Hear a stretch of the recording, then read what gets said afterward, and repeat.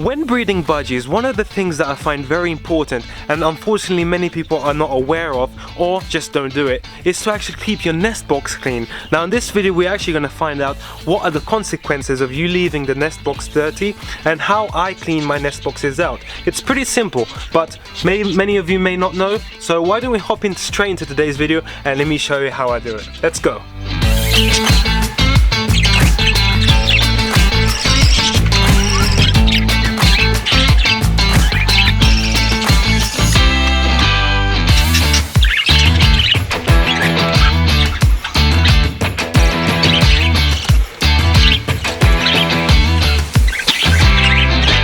What is up guys, welcome back to another video, welcome back to the channel. Thank you for watching first of all, and yeah, consider checking this video out all to the end because you are helping the animals. But my name is Lucas Faraz. If you're new here, welcome to you, very special welcome to you. And in this channel we do a lot of content on budgies, mainly budgies because it's the focus pretty much right now.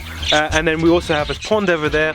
We also have 2 cockatiels and 3 quails. So we are slowly growing in animals. So yeah, consider checking out my previous videos so you get to know a bit more of what I do and what the channel is about. But without further ado, why don't we get straight into the video and give you a small update on how the budgies are doing, because it is a budgie video. Anyways, so let's get straight into it. So as we open the shed and walk into the shed, right here we've got our holding budgies, the budgies that are being held because these guys are breeding in here, so too many females, too many males will cause fights. If you didn't know that, then I'll suggest you checking out this previous video because it's very important, and it's a video that needs to be made aware to breeders because unfortunately many birds are being hurt because of colony breeding. But yeah, check that out.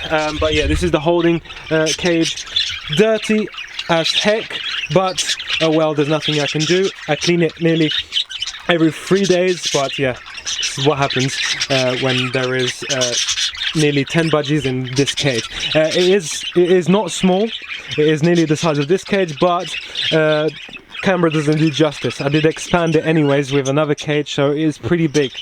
But yeah, before you guys go in the comment section, oh it's too small. No, these guys are okay, they're living their best life. You may think that, oh, they stay in there for the whole breeding. No, they do come out, and I'll have some evidence because these guys do chew around. There's feathers everywhere, food everywhere, so yeah, they do go around, as you can see right there, feathers all the way at the back right there. But yeah, these guys do have the out time, so they're not always 24/7 in the cage before you guys go commenting down and all. But yeah, yesterday I did add a bath in here because yesterday was pretty hot, and these guys all had a bath. Very happy guys, and yeah, everybody's doing well in this cage. Now let's head into the flight cage, which is where the main part of the video is going to be held. And so as we head into the flight cage, which is really not that big, but is decent amount of size. I can fit probably what, 6-7 people in here. It is a DIY kind of way to get your birds more space if you don't want to keep them inside. But yeah, follow along the previous videos if you want to check out a bit more about the story of this flight cage. But as we head in here, everybody's doing okay. Quails are amazing, doing amazing. If you haven't checked out when I hatched these guys, amazing video, probably one of my best videos yet. If you click up here, this will take you to that video. Amazing video. I suggest you checking it out. But yeah, everybody's doing great. Cockatiels are amazing, doing okay. She's still in here. Fatima's in here. She's still there. Does what she does. She's in there.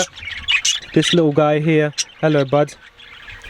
Everybody's doing a-okay. Now let's head into the main part of the video, which is actually why it's important to keep your nest box clean every single day. Now if you take on the responsibility of breeding, then you have to take into account diets, you have to take into account possible deaths, possible injuries, and also cleanliness of the environment for your birds. If you have a dirty environment for your birds, then don't be surprised if you start seeing injuries and, you know, illnesses, infections and everything, especially if you have a setup like mine where there's loads of natural branches and sharp bits and everything like that, because in the wild that's how it is. There's really nothing to you know, no soft toys, nothing like that. It's all wood-based, sand and everything.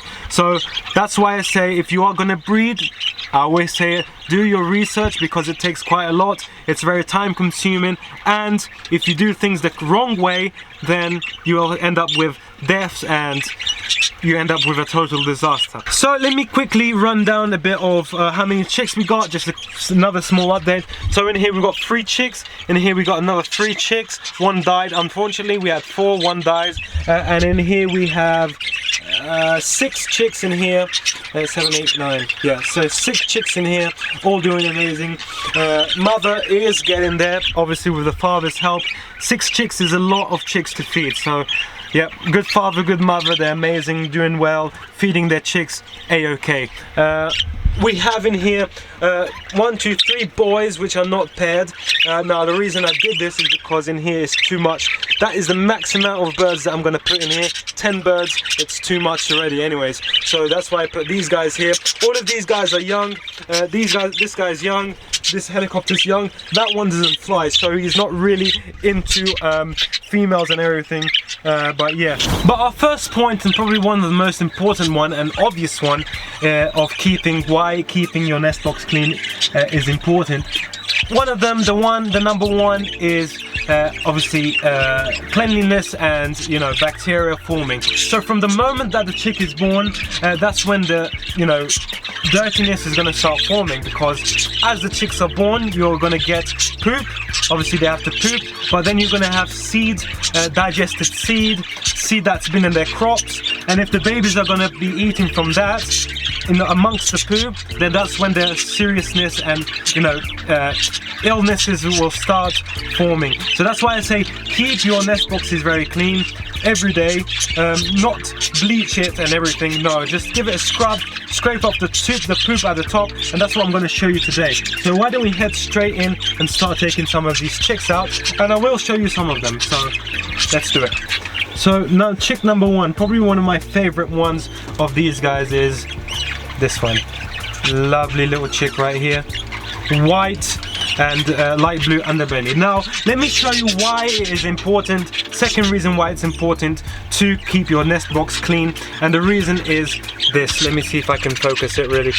So the second reason why it is very important is because of this. If you have a look, we've got poop in the feet, and we also got a little build-up of poop on the vent side of things, and this is very important to keep clean. This is something you should watch out for. Now the reason is because this can be deadly. I've had one of my birds die a long time ago when I used to breed birds. I've had one of the budgies die because of the vent. Now the vent was covered in poop, which then dried up, which then blocked the vent, resulting in the vent not being you know, unblocked, resulting in the chick wanting to poo, resulting in the death. So the chick did die from that. Unfortunately, then I was inexperienced with breeding. It was kind of my first days breeding, let's say, way before YouTube. But in here, I'm very careful with that anyways.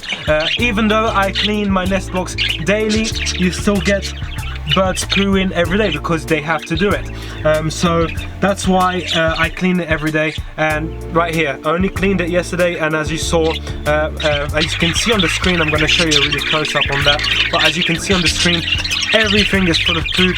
The feet are full of poop and everything.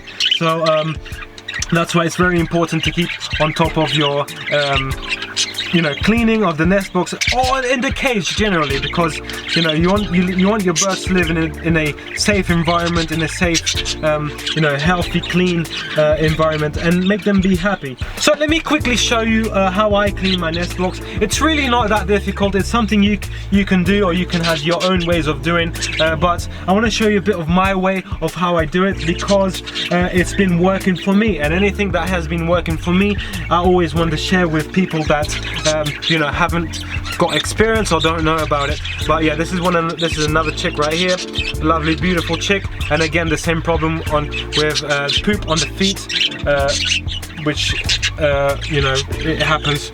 And then the third and final chick for this is here. So look, this one's a bit worse. I don't know if you can see see it. Let me see if I can focus. So look, this one's a bit worse. As you can see, his feet is covered in poop, and his vent is actually alright, better than the other ones.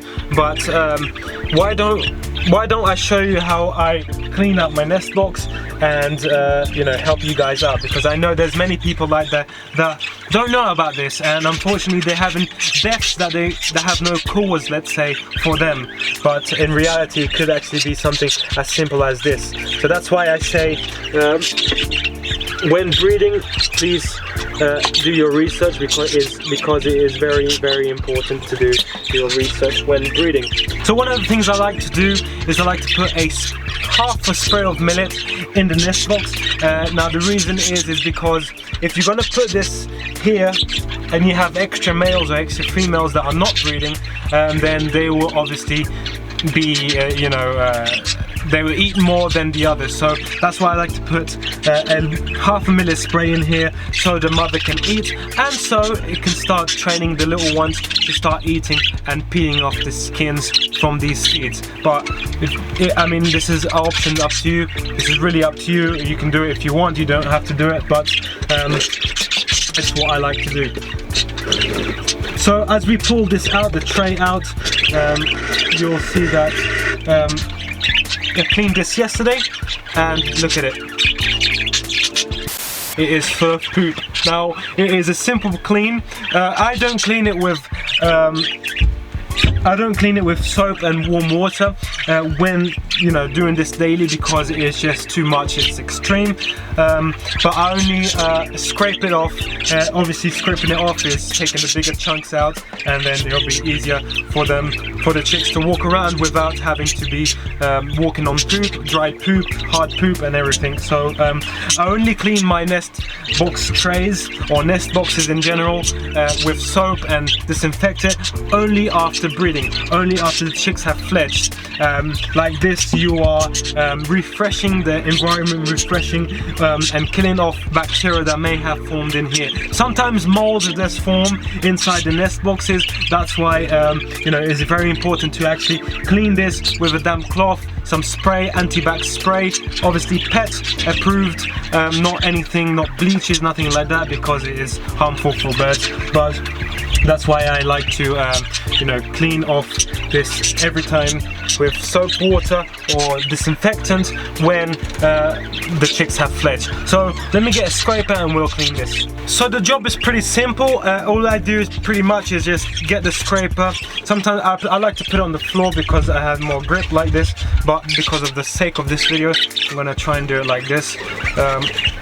It doesn't matter if it goes on the floor, if you have quails, because they are just pigs and they do anything. But as you can see, there's already a difference there. It's dirty, obviously it's always going to be stained and dirty, but the bigger parts, bigger chunks of the poop have gone, which is always good for the chicks and for their feet. So right here we have scraped it off, and as you can see, it's a big difference in terms of the poop that was there and what it is now. Amazing stuff. Simple, really simple. Now many people may ask, why don't you put shavings or any type of bedding for your birds? This will help out with their feet. Yes, you are correct, it will help out with their feet. It will soak in some of the wet poop, some of the poop in, but the only reason I don't do it is because my hens do not like it. You'll find that most hens have their personality. Some may like it, some don't like it, but unfortunately the hens that I have in here do not like bedding at all. So that's the reason why I don't put wood shavings or wood chips, oats, something like that. They really don't like it. They prefer to have a plain piece of wood with a groove inside, just for the eggs to not move around. But that's the reason why I don't put any sort of bedding for them. It's because of that. They'll take it, and if I do, they'll spit it right out and create a whole mess here. But once that's done, pop your tray back in, pop your piece of millet, or the one that was used, or pop the new one in there if you like doing it. I like doing it, and it's been working for me. I've never had a problem. And then what I like to do is I like to inspect the chicks, making sure there's no abnormalities on them, making sure that their health is good, the crop is full, making sure that they're being fed, and then their feet. what I like to do is I don't like pulling it off like this, pulling it off, because it's gonna hurt them. What I like to do is I like to get a plate of warm shallow water and just dip their feet just to make the poop really soft, and then I'll go over with a warm damp cloth and it should take the poop out without hurting the birds. I don't recommend you pulling it off because you are pulling their skin off and you're gonna make them bleed and it's gonna hurt them. So that's why I say, if you do find poop on their feet, do not pull it off when dried.